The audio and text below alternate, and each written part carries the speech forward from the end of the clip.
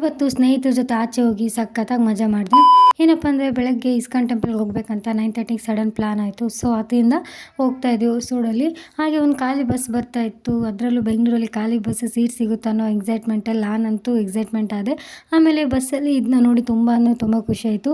ಅನ್ನಿಸ್ತು ಕಲಿಯೋಕೆ ಕೋಟಿ ಭಾಷೆ, ಆಡೋಕೆ ಒಂದೇ ಭಾಷೆ ಕನ್ನಡ ಕನ್ನಡ ಅಂತ ಹೇಳ್ಕೊಂಡು ಹೋಟ್ಲಲ್ಲಿ ಫಸ್ಟ್ ದೇವ್ರ ಪೂಜೆ ಇರಲಿ ಅಂತ ಹೊಟ್ಟೆ ಪೂಜೆ ಮಾಡ್ಕೊಂಡು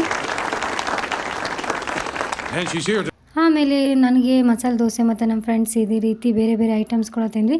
ಆಮೇಲೆ ಒಂದು ಕಣ್ಣಿಗೆ ಇಂಪಾದ ಒಂದು ದೃಶ್ಯ ಕಾಣ್ತು. ಯಾಕಂದರೆ ಒಂದು ಕಪಲ್ಸು ಒಂದೇ ತಟ್ಟೆಲಿ ತಿಂತಾಯಿದ್ರು. ನೋಡಿ ತುಂಬಾ ಖುಷಿ ಆಯ್ತು ಈ ವಯಸ್ಸಲ್ಲೂ.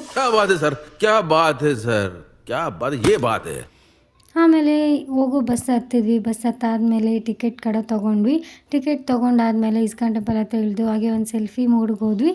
ಹಾಗೆ ಒಂದು ವೀಡಿಯೋಸ್ ಮಾಡಿಕೊಂಡು ಹಾಗೆ ಹೋಗ್ತಾ ಇದ್ವಿ. ಆಮೇಲೆ ಅಲ್ಲಿ ಬ್ಯಾಗ್ ಬೇರೆ ಇಡಬೇಕಿತ್ತು. ಅದಕ್ಕೆ ಅಲ್ಲಿ ರಿಜಿಸ್ಟರ್ ಮಾಡಿ ಬ್ಯಾಗ್ ಕೂಡ ಇಟ್ವಿ.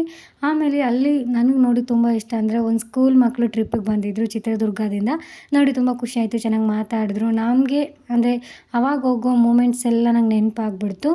ನೋಡೋಕೆ ಖುಷಿ ಆಯಿತು. ಒಂದೊಂದು ಮಕ್ಕಳನ್ನ ನೋಡಿ ತುಂಬ ಖುಷಿಪಟ್ವಿ.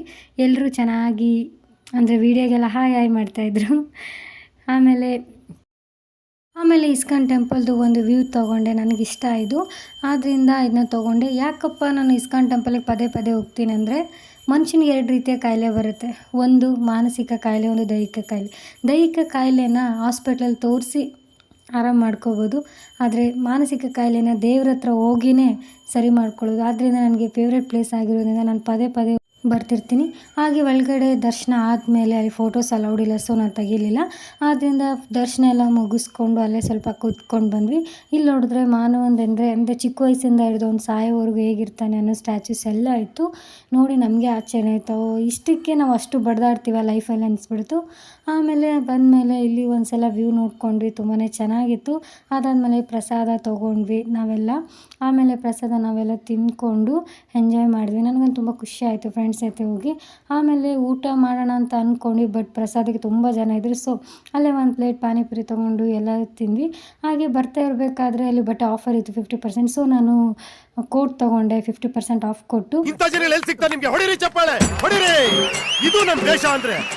ಆಮೇಲೆ ಇನ್ನೂ ಹಸಿತಾಯ್ತು ಅಂತ ಮತ್ತೆ ಕಲ್ಲಂಗಡಿ ಮತ್ತು ಮಾವಿನಕಾಯಿ ತೊಗೊಂಡ್ವಿ.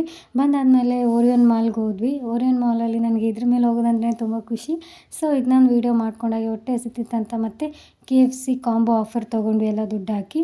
ಇದು ದಿನದ ವ್ಲಾಗ್ ಆಗಿತ್ತು. ಫ್ರೆಂಡ್ಸ್ ಜೊತೆ ಕಳೆಯೋದು ನಂಗೆ ತುಂಬಾ ಇಷ್ಟ ಆಯಿತು. ಸೊ ಆದ್ದರಿಂದ ಯಾರಾದರೂ ಹೋಗ್ಬೇಕಂದ್ರೆ ಹೋಗ್ತಾಯಿರಿ. ಯಾಕಂದರೆ ದೇವಸ್ಥಾನಕ್ಕೆ ಹೋದಷ್ಟು ಮನಸ್ಸು ಹಗುರ ಆಗುತ್ತೆ, ಹಾಗೆ ಇರೋ ಪ್ರಾಬ್ಲಮ್ಸ್ ಕೂಡ ಸಾಲ್ವ್ ಆಗುತ್ತೆ ಅಂತ ಹೇಳಕ್ಕೆ ಇಷ್ಟಪಡ್ತೀನಿ. Thank you. ಖತಮ್. ಬಾಯ್ ಬಾಯ್, ಟಾಟಾ, ಗುಡ್ ಬಾಯ್.